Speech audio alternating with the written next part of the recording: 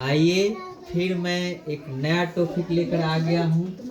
वक्रता, त्रिज्या और फोकस दूरी में संबंध स्थापित। कई बार यह क्वेश्चन एग्जाम में पूछा जा चुका है, बोर्ड एग्जाम में, कि फोकस दूरी बराबर क्या होता है, इसको सिद्ध करके बतलाइए। यानी F बराबर R/2। इसको अभी सिद्ध करके तुम लोगों को भी बताया जाएगा। तो सबसे पहले इसमें दर्पण की पहचान करना पड़ेगा। देखिए P और M क्या है? दर्पण। दर्पण है। कौन सा दर्पण है? अवतल दर्पण है। तो अवतल दर्पण किसे कहते हैं?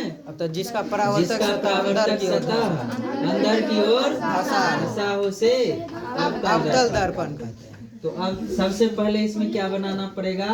अवतल दर्पण। अवतल दर्पण बना दिए। अब देखिए इसमें मुख्य अक्ष या प्रधान अक्ष डाला गया है।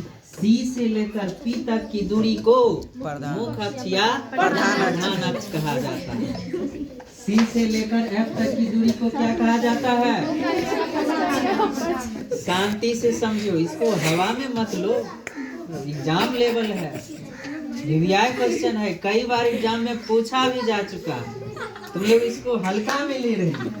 चलिए देखिए, तो C से लेकर P तक की दूरी को क्या कहा जाता है? प्रधान अक्ष या मुख्य अक्ष कहा जाता है। अब देखिए परावर्तन का पहला नियम क्या होता है? जब कोई भी आपतित किरण मुख्य अक्ष या मुख्य अक्ष के समांतर आपतित हो रही है और दर्पण के बाद जब वो टकराती है तो परावर्तन होकर कहाँ जाती है? फोकस से होते हुए होकर निकल जाती है। पहले बता चुके हैं। तो देखिए ये भी क्या है? यहाँ पर आपतित किरण है और किससे टकरा रही है? दर्पण से।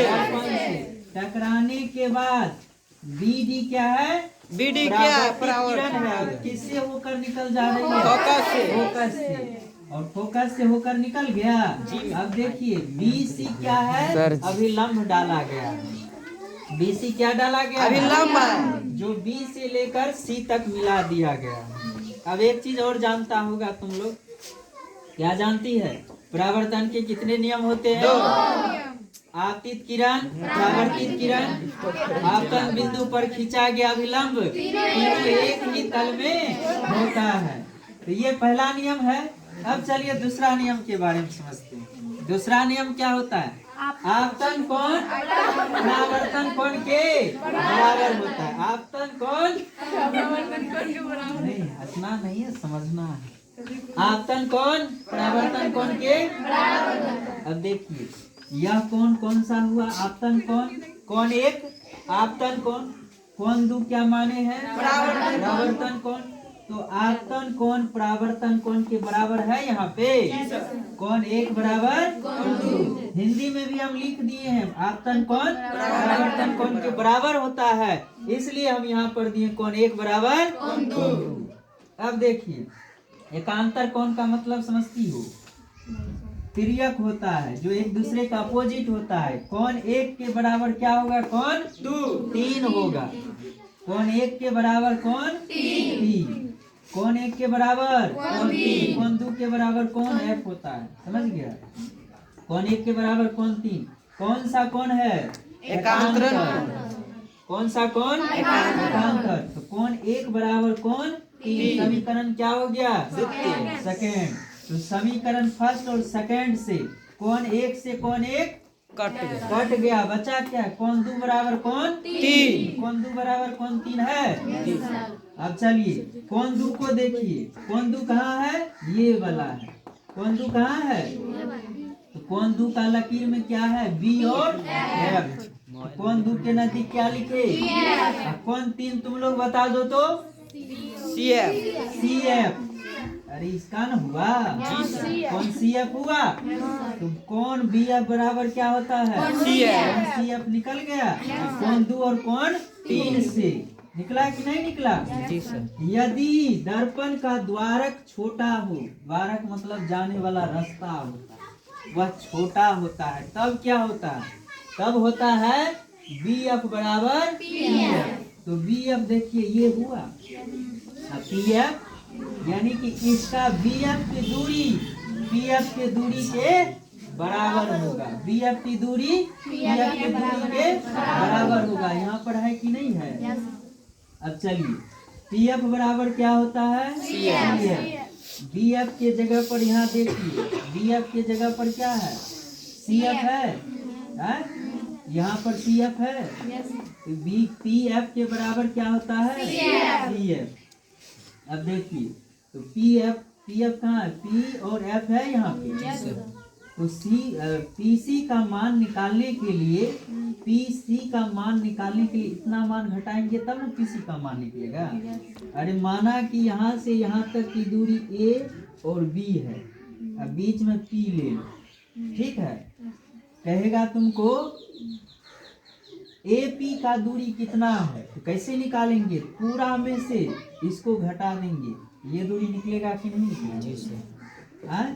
उसी तरह इसको निकालें, घटा दिए हैं तो किसका दूरी निकल गया? सी एफ का। किसका? सी एफ का। सी एफ का दूरी निकालने के लिए पी सी माइनस यानी पूरा में से पी एफ को घटा दिए। समझ में आया? चलिए अब इधर माइनस है बाबू, तो बहुत दिन पहले 7वें 8वें में सीख चुका है कि समीकरण में माइनस वाला बराबर की इस साइड आता है तो क्या होता है? प्लस होता है। प्लस हुआ एक पी एफ कितने पी एफ? 2 पी एफ बराबर पी सी। अब देखो पी सी यहाँ से यहाँ तक पी सी हुआ। इसको कोई गोला ले लो, गोला ले लो। यहाँ से यहाँ तक की दूरी को क्या कहेंगे? त्रिज्या कहेंगे। ये मान लो कि कोई गोलीय दर्पण का ना आधा गोला है, इसको यहाँ से यहाँ तक की दूरी को क्या कहेंगे? इसमें त्रिज्या को किससे सूचित किया? आर से। और पी एफ कहाँ है? पी से एफ तक की दूरी को क्या कहा जाता है? पी से एफ दूरी को एफ।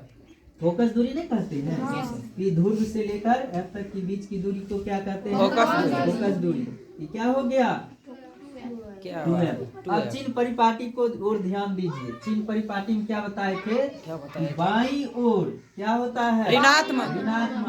तो ये भी बाईं ओर है कि नहीं है? दर्पण से इस ओर न है? जी सर। इस ओर होता तो धनात्मक, इस ओर है तो ऋणात्मक। अवतल दर्पण क्या होता है?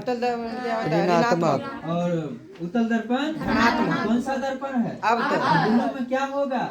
ऋणात्मक। इसलिए माइनस, दोनों साइड माइनस है, दोनों साइड का माइनस कट गया तो एफ बराबर क्या निकला? अब बउआ इसको ऐसे नहीं कर सकते हो? जी सर जी, ऐसे भी कर सकते हो।